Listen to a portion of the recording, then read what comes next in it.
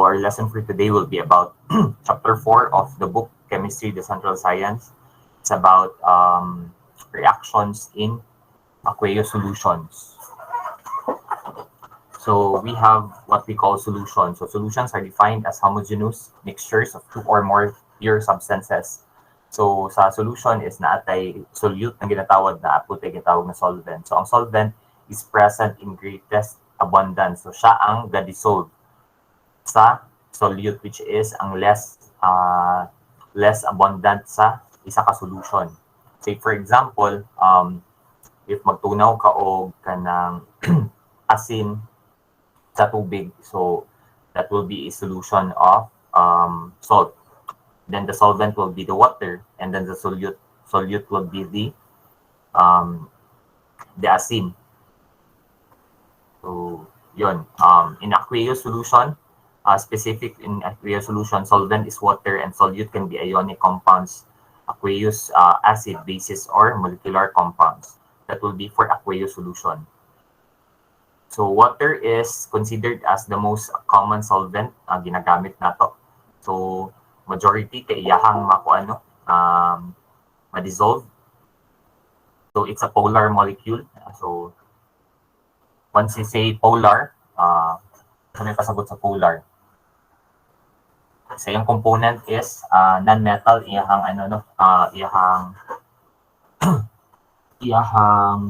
components, iyahang compound.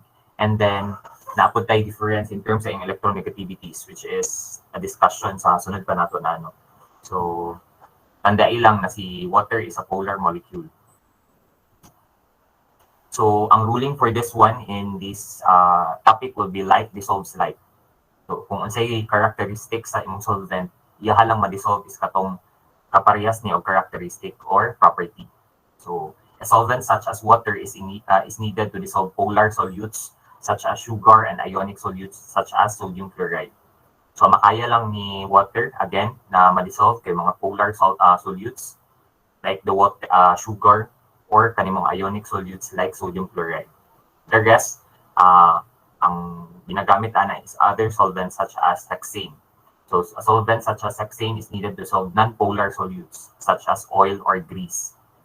So kung mabantayan ninyo, kung magamit ta og oil magamit og water to remove the oil sa kanang isa ka material, dili siya matanggal, no? But kung gamitan nato siya og kanang alcohol containing or hexane ba nakuan, hexanol ba, matangtang ang iyahang oil or pagka-greasy or pagka-ligyas.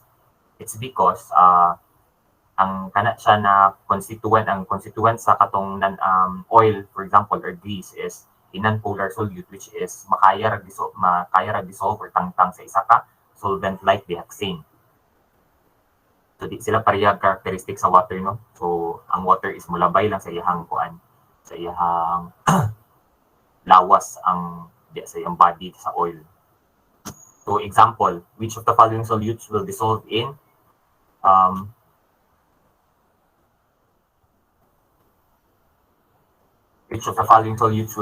water and why? We have 1 and 4.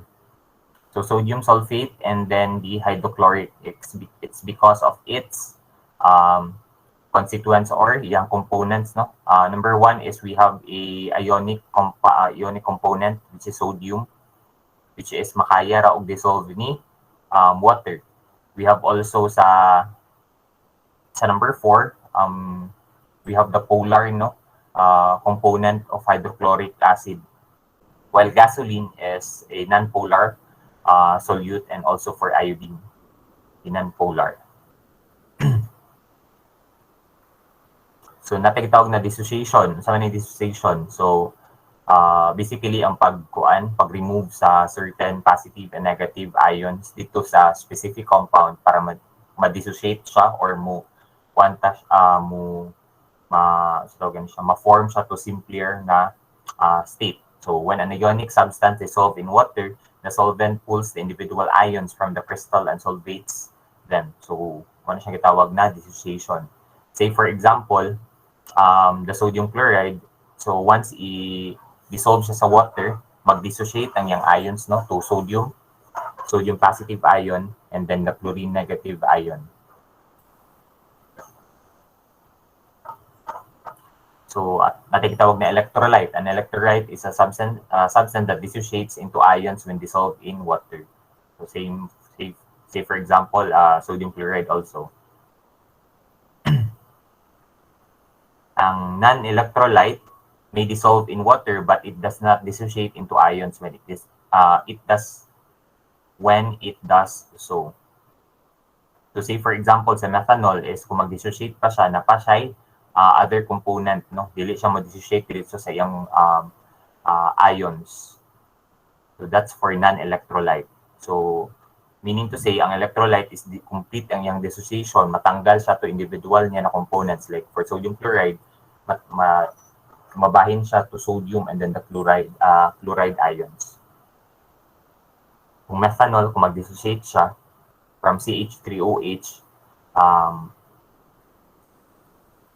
dili siya mabahin into ions ang iyahang components.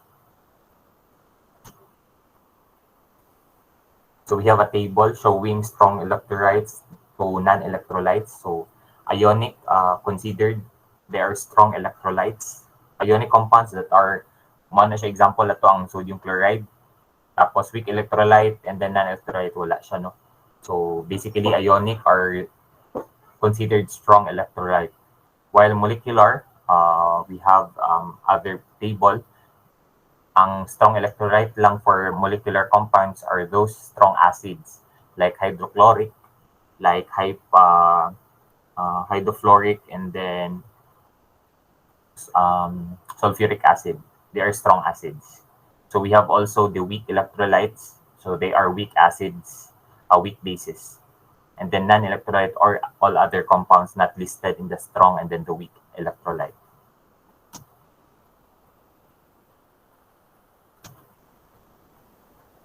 So considered siya as strong electrolyte siya, no, kung complete yung dissociation sa water. So say for example, sodium chloride. So considered siya as strong electrolyte, it's because complete ang iyang dissociation to sodium and then chlorine ions. Wa pa siya gihapit for wala na siya nihapit o other components. So say for example si acetic acid, kung imo nang i-dissociate si acetic acid, no, so moagi pa na siya og kanang several steps aya siya mo complete dissociation. So mas siyang gitawag siya as considered siya as weak electrolyte, ang acetic acid.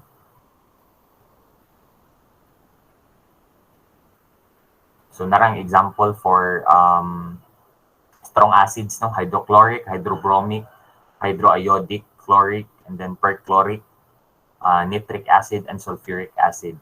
They are strong acids. While strong bases, naa sa group 1, the metal hydroxides, lithium, sodium, potassium, rubidium, and then cesium hydroxide. While considered po as strong bases ang naa sa group 2A metal hydroxides, the calcium, the strontium, and then the barium hydroxide. They are considered as strong electrolytes. It's because complete ilang dissociation, no? Kung isagol nimo siya water, tubuwag diretso ang iyahang components. Say for example, ang hydrochloric acid, kung i-mix nimo siya to water, complete siya in dissociation to hydrogen ions and then the chlorine ions. Natay ruling for solubility, no? Once we say solubility, it's the amount of a component or a material na kaya i-dissolve sa isa ka certain solvent. So natay ruling for that. So group 1A and ammonium compounds are soluble. So again, group 1A and ammonium compounds are soluble. Number 2, acetates and nitrates are soluble. So tanan compound na contain of acetate and nitrates are considered soluble. So most chlorides, bromides, and iodides are soluble. Exception lang adto sa katong chlorides, bromides, and iodide na containing compound or silver chloride, mercury chloride, lead chloride, silver bromide, mercuric bromide, So, mga combination sa bromide ni silver, ay ni chloride, bromide, and iodide ni silver, mercury, and lead. Again, tanan chloride, bromides, and iodides are soluble except chlorides and bromides and iodides of silver, mercury, and then lead. So most sulfates are soluble except sulfates of calcium, strontium, barium. So group 2 na sulfates, silver, and mercury, and lead Japo na sulfates. They are non-soluble. So later on, so ito i-check no kung masabtan na siya. Number 5, most carbonates are insoluble except naasa group 1A carbonates and then the NH4 2 saan siya na ammonium carbonate. Ammonium carbonate. So most phosphates are insoluble except the phosphates of group 1 and then the ammonium phosphate. Tapos most sulfides are insoluble except the sulfides of group 1 and then the ammonium sulfide. And then most hydroxides are insoluble except the hydroxides of group 1A and then the group 2, A, calcium, strontium, and then barium. So naana siya sa table, no? Kung lantaw na to siya sa book, table 4.1. So mga exceptions and then kinsay insoluble, kinsay soluble ng mga materials or compounds. We'll try this one. Classify these ionic compounds as soluble or insoluble in water. Sodium carbonate. Soluble or insoluble? Most carbonates are insoluble except those carbonates na naay pair sa group 1 and then ammonium carbonate. Now, ang example nato is sodium carbonate man. Sodium is from group 1. So, appeal siya sa exception. No? So, considered siya as soluble, ang sodium carbonate. So, letter B, lead sulfate. So, lead sulfate is insoluble siya, no? Appeal siya sa exception sa most sulfates are soluble except the sulfates from group 2 na calcium, strontium, and barium, and then the silver, mercury, and then lead sulfate. So number 1, sodium carbonate is soluble in water while lead sulfate is insoluble in water. So natay gitawag na metathesis reaction. So metathesis is came from a Greek word that means to transpose or exchange of partners. Say for example, this reaction, no? Reaction between silver nitrate and then potassium chloride. Meaning to say, exchange of reaction lang niya is magbaylo lang sila partner, no? So mao na yung product. So meaning to say, si silver, yang i-partner dito is si chloride na ion, and then si nitrate is mag-partner siya iya potassium. So, ano iyang reaction, ano? Si silver is makipart-partner diri kay chlorine. Tapos, si nitrate is diri kay potassium. So, ano siyang iyang product. So, nganong kuan man siya, na siya solid man daw sa aqueous. It's because silver, when you combine a chloride base and then combine it with a silver, a nitrate of silver, maka-form siya og solid precipitate na gitawag. So, mano siya ang silver chloride.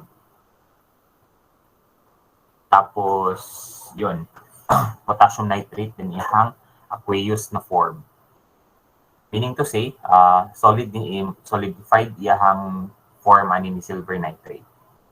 So it appears as though the ions in the reactant compounds exchange or transpose ions. Yun. So predict the identity of the precipitate that forms in aqueous solution of barium chloride and potassium sulfate are mixed. So barium chloride plus potassium sulfate.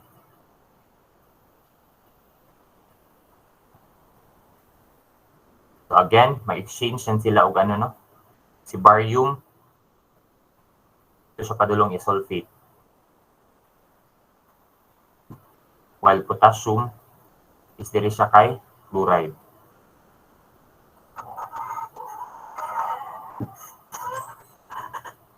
So meaning to say, barium sulfate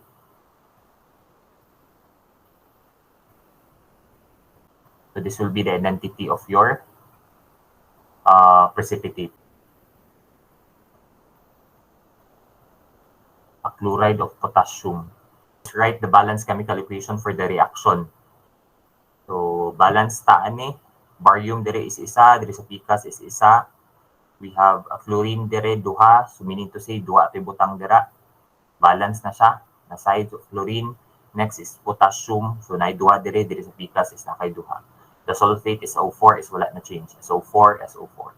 So this will be the product, the balance reaction after combining the balanced barium chloride and then potassium sulfate, which yields barium sulfate and then potassium chloride. Solution chemistry, it is helpful to pay attention to exactly what species are present in a reaction or mixture. Say, for example, the solid, liquid, gas, aqueous solution. So if we are to understand reactivity, we must be aware of just what is changing during the course of reaction. So, the example for this one, this is what we call the molecular equation, the reaction of silver nitrate and potassium chloride to form the precipitate silver chloride and then the aqueous solution potassium nitrate. So, mano siyang gitawag ng molecular equation. Pato siyang i-copy diri sa figure.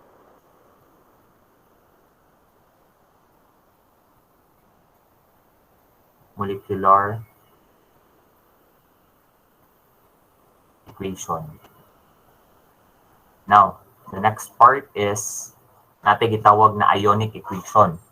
Ionic equation is ang katong individual mo na compound, the reactant, and the other, the product side, is imo siyang dissociate into ions. So, para ma-form ang iyang ionic equation. So, ionic equation, all strong electrolytes, strong acids, or strong bases, and soluble ionic salts are dissociated into their ions. So, this more accurately reflects the species that are found in the reaction mixture. So, makita nimo no kung unsay mga components yun sa positive ion, no? It's a cation, while nitrate is an anion. Tapos si potassium is a cation, positive yung charge. Si chlorine is negative siya, so it's an anion. Same for silver and then chloride. Silver is positive, chlorine is negative or chloride ion.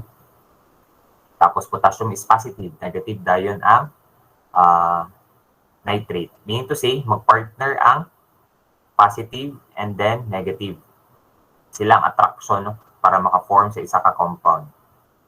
So, inana ang kuan para paspas yung identification sa ions. Yun. So, tawag nila ana is, kanina form is ionic equation. This is the ionic equation. Next one is to form the net ionic equation. So, natay net ionic equation pa by canceling the kanang component sa left side and right side na ga-exist siya or same ang iyahang existence, no? So, say for example, ga-exist ang nitrate dito sa left side, dito sa right side. So, makancel siya ang both nitrate. So, cross out anything that does not change from the left side of the equation to the right. So, say for example, this one, net ionic equation.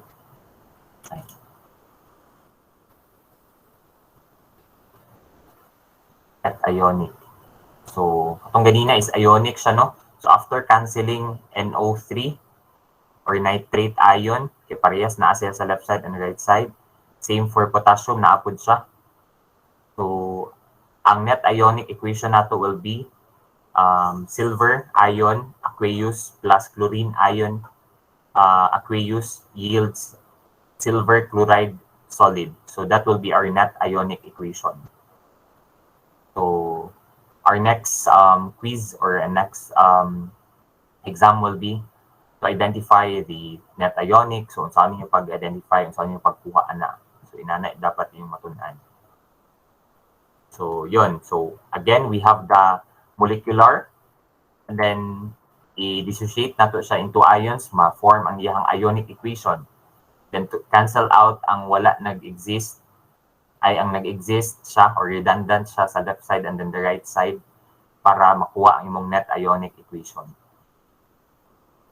Which is, for this example, is we have silver plus or silver ion plus chlorine ion yield silver chloride. So to form the net ionic equation, cross out anything that does not change from the left side of the equation to the right. So the only things left in the equation are those things that change. So unsa tong nag-react mo to siya nag-change. So during the course of the reaction, so those things that did not change as were deleted from the net ionic, so mo to si nitrate and then si potassium, they are called spectator ions. So wala sila reaction to each other, no? So meaning to say, di sila pareha kay silver and then chloride na nag-combine sila kaya naka-form of precipitate. Meaning to say, ang possible na net ionic equation nimo will be based from kinsa ang imuhang precipitate. So in writing net ionic equation, we have these four things to remember. First is write a balanced molecular equation and then dissociate all strong electrolytes. Then cross out anything that remains unchanged from the left side and then the right side of the equation. And then write the net ionic equation with the species that remain. So again, those ions na wala nag-change, no? Na dahilan nga nung na-cross out sila sa equation, they are called the spectator ions. Spectator meaning gakwan lang sila. Wala sila ginabuhat, kilantaw lang sila. So decide whether the following reaction occurs. If it does not, write the molecular, ionic, and net ionic equation. So reaction between potassium bromide and then magnesium sulfate. So first is determine the product formulas, no? So we can expect na ang potassium is dito ka siya kay sulfate mo bangga. And then si magnesium bromide iyahang partneron. So potassium sulfate and then we have the magnesium bromide. So now determine whether the products are soluble or not. So potassium sulfate. So since tanan sulfates are insoluble except those sulfates under group 1, wherein considered si potassium as na siya sa group 1. So soluble siya. Same for bromide. Tanan bromide except lang ato ni bromide ni silver, lead, and then ni mercury. So si magnesium bromide is insoluble japon siya. Meaning to say, walay solid na na-form, possible na ma-form sa reaction. So walay reaction na ma-exist. So we can't have any ionic or net ionic equation or molecular equation nga ma-form from this combination because wala siya precipitate. So dapat maka-familiarize mo sa katong table ganina para ma-identify ninyo kung say soluble and insoluble, and then maka-identify mo if ang isa ka reaction is mag-exist siya or maka-create mo og net ionic equation. So number 2, so decide whether the following reaction occurs. If does not, write the molecular. So combination reaction between sodium hydroxide plus magnesium chloride. Now, ato ang banaon dire si sodium is mo combine sa dito kay the ion of sodium which is +1 will combine with the electrons of the chloride ions which is 7-. So siya iyang kuan mo combine sa dito. So ang form na product is sodium chloride and then magnesium hydroxide.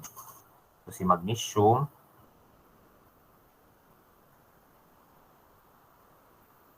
so possible nato no si sodium is mo-combine sa didni kay chlorine. So mahimo siyang yield niya is sodium chloride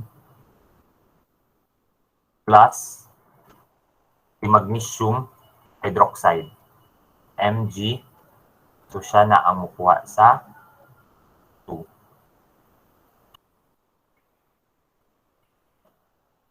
Pero ano mang nakuan si sir, it's because si magnesium is na siya 2 plus, no? Kung i-dissociate nimo na siya, 2 plus, and then si chlorine is minus. So ang 2 plus niya is na subscript siya ni chlorine. So mao po na siya may tabo ni hydroxide. So iyahang masubscript ang charge ni magnesium. So mao ni siya yung product. So let's identify if soluble siya or insoluble sa water. So balik ta sa katong form, no? Sodium chloride and magnesium hydroxide. So sodium chloride. So most chlorides are soluble except this silver, mercury, and lead. So pasok, no? Soluble si sodium chloride. Number 2 is si magnesium hydroxide. So ang hydroxide daw is most hydroxides are insoluble except these hydroxides ani nila. So meaning to say wala man diri nakalista si magnesium which is under sa ani no, same sila na group. So meaning to say magnesium hydroxide is insoluble. Meaning mo exist ang atuang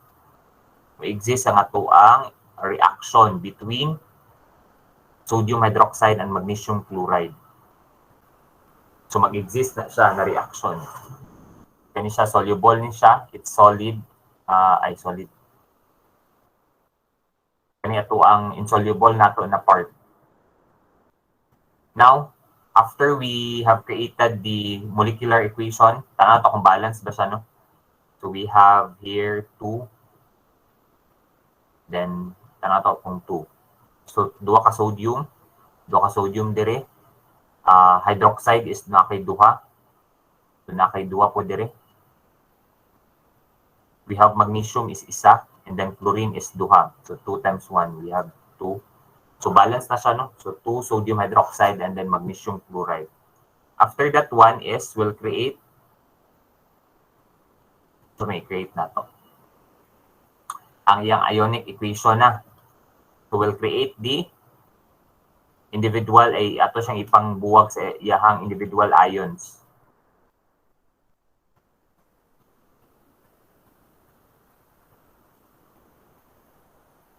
Plus magnesium 2 plus chlorine minus yields duha ka sodium ion plus duha ka chlorine ion plus magnesium. So this will be the ionic equation of the reaction between sodium hydroxide and then magnesium chloride. So after we have this balance equation, we'll cancel out those na wala nag-change. Meaning to say, wala nag-combine. So si diri sa pika, sa left side is si sodium. Then there is, we have hydroxide.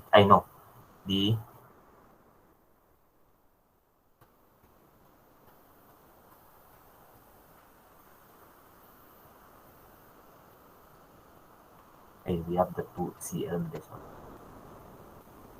So ang duha ka Cl.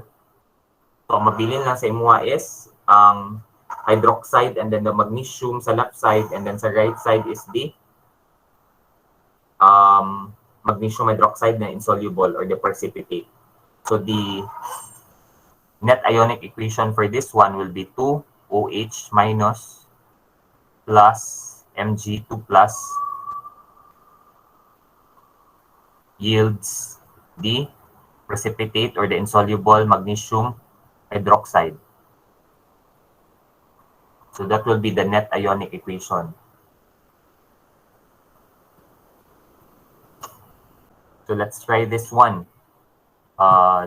reaction between potassium phosphate and then calcium chloride. So what will be the possible product for this one?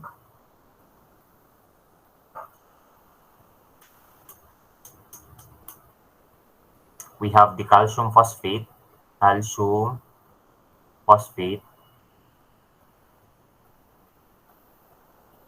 and then you have the uh,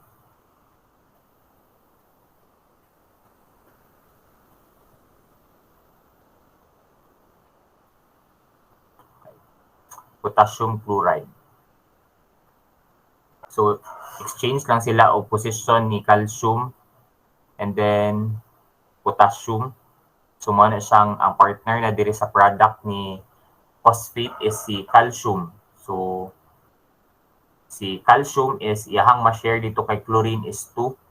So, iyahan na siyang ma-share karon kay phosphate. Then, diri kay potassium, na-sharean siya og 3. Subscript ni potassium is 3. Gikan na siya kay phosphate. So, mo na siyang Ca3PO4 2. Tapos, for potassium chloride is tag 1 naman ilang makaya na ma-share. So, wala sila yung mga subscript na dira. So, that will be the molecular equation of this reaction. Now, let's try to check if insoluble or soluble baning ato ang nakuha na product. No? We have the calcium phosphate and then potassium chloride. Let's go back sa ato ang okay. We have the first is calcium phosphate. Mga phosphate kay insoluble siya. Most phosphates are insoluble except those from group 1 and then the ammonium phosphate. Yang partner is the calcium. Calcium is group 2. Meaning to say, insoluble ni siya. Insoluble. It's because of the calcium. Diba ang gingon, most phosphates are insoluble except those from group 1 and then ammonium. So meaning to say, ang phosphates ni group 1 elements and then ammonium will be soluble. Atong example is calcium, which is coming from group 2, insoluble na siya. Ang potassium chloride is soluble siya. It's because the partner of chloride is not silver, lead, or mercury. So sila raman tong insoluble for chloride nato. So, meaning to say, mag-exist ang reaction or mag-proceed ang reaction. So this will be the molecular equation of the reaction. Now check if balanced na ba siya. So this one is we have 3 potassium. So ato siyang kuan dire, i-balance ang 3 dito sa pikas. So we have 3 na balance and then we have PO4. We have 2 here so natay 2 dire. So yon. So imbalance na po si A pero ito check later. Si calcium is nasa 3 dira. We have tulo ka calcium, okay na. Si phosphate is na kay saktura, PO4 tas na kay 2 so ma-cancel out na siya. So mabalance ra. Ang wala na balance na lang is the potassium nimo which is 6 and chlorine nimo is 6. So instead na 3 here, ato ni siyang bayluan og 6. So the balance reaction or balance equation for the reaction of potassium phosphate and calcium chloride will be 2 molecules of potassium phosphate plus 3 molecules of your calcium chloride yields 1 molecule of calcium phosphate plus 6 molecules of your potassium chloride. So after that, we'll proceed on the dissociation. Pag-dissociate na sa individual ions niya. So yun, we have 6K plus 2 PO4 minus plus 3 calcium 2 plus 6 chlorine negative yields calcium 3 ka calcium 2 plus And then the phosphate is, ay di ni siya, wala ni siya mag-yield ay kasama di atong insoluble. At si Israel niya, sorry. Ang insoluble ang remains ang dili magkuan, dili na to ma-dissociate.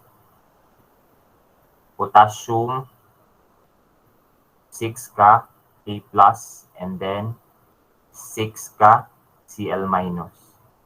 Again, nga nung wala siyang dissociate, dili siya i-dissociate, it's because insoluble siya. So, ang atong ma-dissociate lang is katong mga soluble.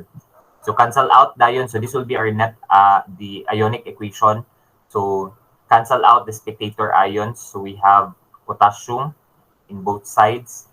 We have the chlorine in both sides. So, sila ra ito makancel.